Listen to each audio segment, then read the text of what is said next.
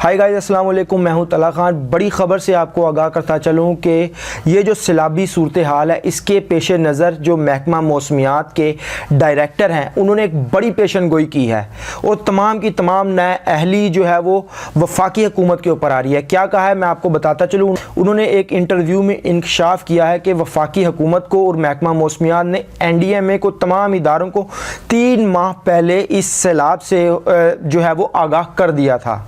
इन्होंने कहा है कि बलूचिस्तान समेत मुल्क भर में मानसून बारिशों से होने वाले खदशात से मई के पहले हफ्ते में ही वज़ीर आज़म हाउस और जो है वो NDMA को इतला कर दी गई थी और इनको इस खदशात से आगाह कर दिया था।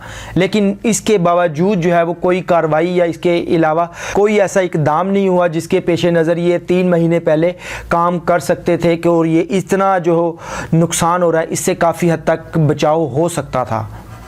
इनका कहना था कि चीफ सेक्रेटरीज वज़ीर आला PDMAs को भी वक्त से पहले बता दिया गया था, जबकि हालिया मानसून सीज़न में सिंध बलूचिस्तान ज़्यादा मुतासिर होंगे और ये पहले बताया था। लेकिन हमारी वफाकी हुकूमत और ये तमाम इदारे सिर्फ़ और सिर्फ उस टाइम एक बंदे के पीछे पड़े हुए थे और वो है इमरान खान। इनको कोई परवाह नहीं, कोई मर रहा है कि क्या हो रहा है, इनको सिर्फ परवाह थी इमरान खान की।